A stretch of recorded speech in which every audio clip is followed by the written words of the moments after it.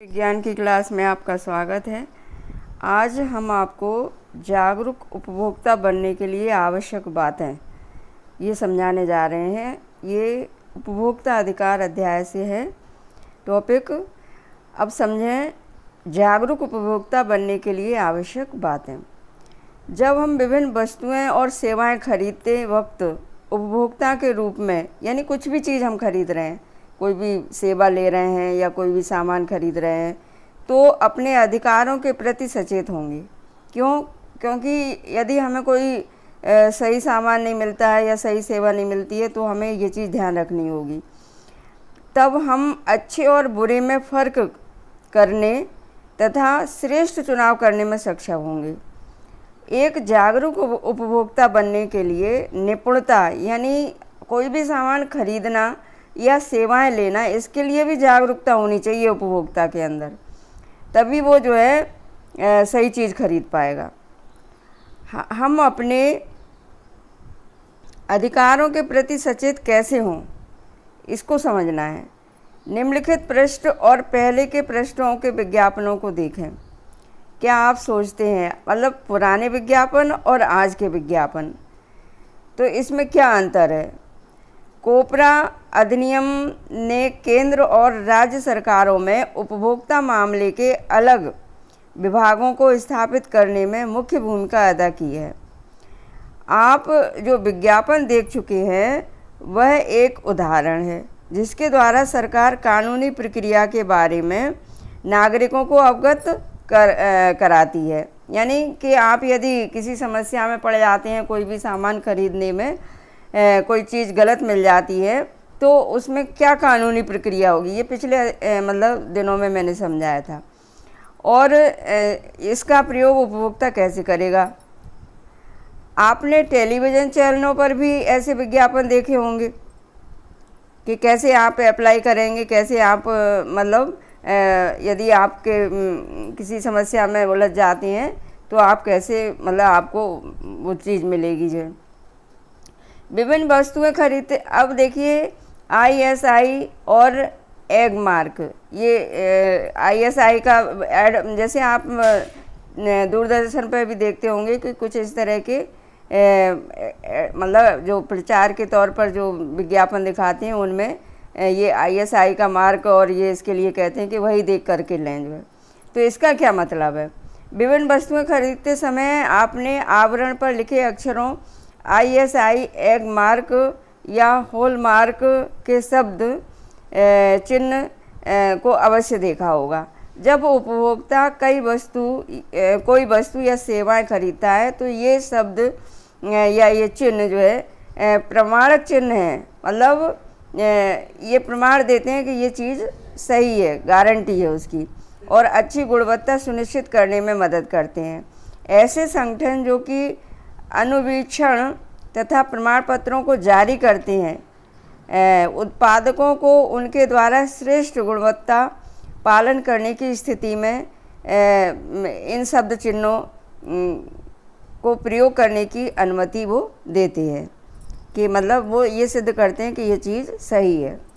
यद्यपि ये संगठन बहुत से उत्पादों के लिए गुणवत्ता का मानदंड विकसित करते हैं, लेकिन सभी उत्पादकों का इन मानदंडों का पालन करना जरूरी नहीं होता है। फिर भी कुछ उत्पाद जो उपभोक्ता की सुरक्षा और स्वास्थ्य को प्रभावित करते हैं, मतलब ये मतलब अपने उसमें ये चिन्ह लगा करके ये सिद्ध करते हैं कि ये वस्तु बिल्कुल सही है, प्रमाण है इस बात का, तो ये जो है उपभोक्ता को प्रभावित करते हैं इस प्रकार से जो है। और जिनका उपयोग बड़े पैमाने पर भी होता है, जैसे कि LPG सिलेंडर्स, खाद्य रंग एवं उसमें उपयुक्त प्रयुक्त सामग्री, सीमेंट, बोतलबंद पेयजल आदि, इनके उत्पादन के लिए यह अनिवार्य होता है कि उत्पादक इन संगठनों से प्रमाण पत्र प्राप्त करें।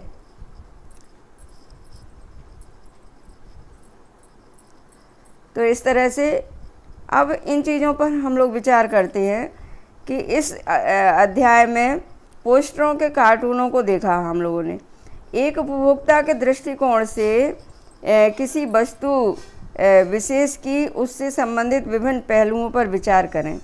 इसके लिए एक पोस्टर बनाएं।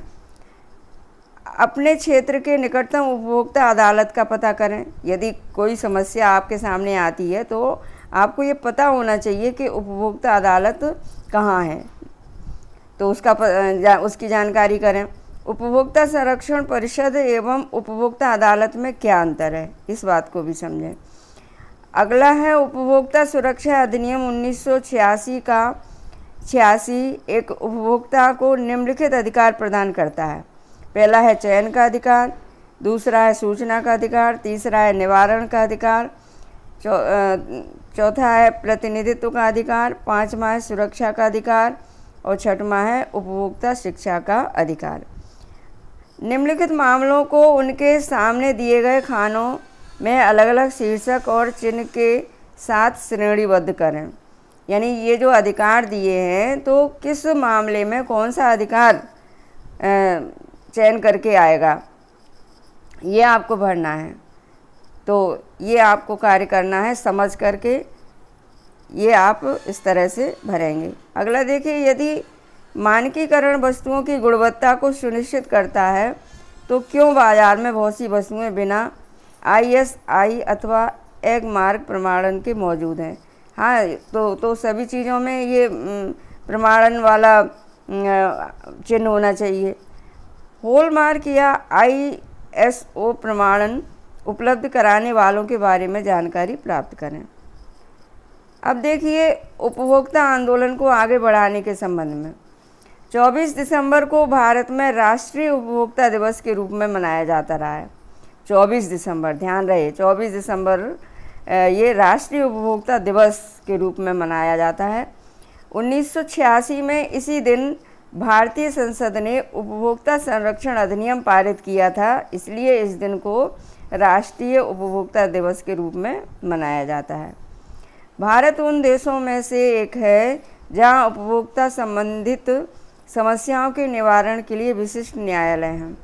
भारत में उपभोक्ता आंदोलन ने समूहों की संख्या और उनके कार्य विधियों के मामले में कुछ तरक्की की है। आज देश में 700 से अधिक उपभोक्ता संगठन हैं, जिनमें से केवल 20 से 25 ही अपने कार्यों के लिए पूर्ण संगठित और मान्यता प्राप्त हैं। फिर भी उपभोक्ता निवारण प्रक्रिया जटिल, खर्चीली और समय साध्य साबित हो रही है। कई बार उपभोक्ताओं को वकीलों का सहारा लेना पड़ता है और ये मुकदमे अदालती कार्यवाही में शामिल होने और आगे बढ़ने आदि में काफ़ी समय लेते हैं। यानी किसी के सामने यदि कोई समस्या आती है तो इन मामलों में काफ़ी समय लगता है। ऐसी स्थिति में प्रमाण जुटाना आसान नहीं होता। इसके लिए मतलब हर प्रकार के, यदि आप मुकदमा दायर कर रहे हैं तो हर प्रकार के प्रमाण आपको जुटाने पड़ेंगे और इसके लिए आपको बाज़ार में अधिकांश खरीदारियां छोटे फुटकर दुकानों से होती हैं। मतलब वो ये कह रहे हैं कि यानी आपने बड़ी दुकान से कोई सामान ख़रीदा है तो इसके लिए आप इस तरह से मुकदमा दायर करने की सोच सकते हैं, लेकिन बहुत से छोटे दुकानदार होते हैं। दोष युक्त उत्पादों से पीड़ित उपभोक्ताओं की क्षतिपूर्ति के मुद्दे पर मौजूदा कानून भी बहुत स्पष्ट नहीं है। कोपरा के अधिनियम के 30 वर्ष बाद भी भारत में उपभोक्ता ज्ञान बहुत धीरे धीरे फैल रहा है। मतलब अभी भी लोगों को ये नहीं पता है कि यदि हम कोई गलत सामान हमारे पास ख़रीदारी करके आता है तो हम उसके लिए कुछ कर सकते हैं, अपील कर मतलब मुकदमा दायर कर सकते हैं। ऐसी जानकारियां अभी तक आम जनता में सबको नहीं है। श्रमिकों के हितों की रक्षा के लिए कानूनों के लागू होने के बावजूद खास तौर से असंगठित क्षेत्र में ये कमज़ोर हैं और इस प्रकार बाज़ारों के कार्य करने के लिए नियमों और विनियमों का प्रायः पालन नहीं होता है, क्योंकि बहुत से लोगों को पता ही नहीं है नियम और विनियम।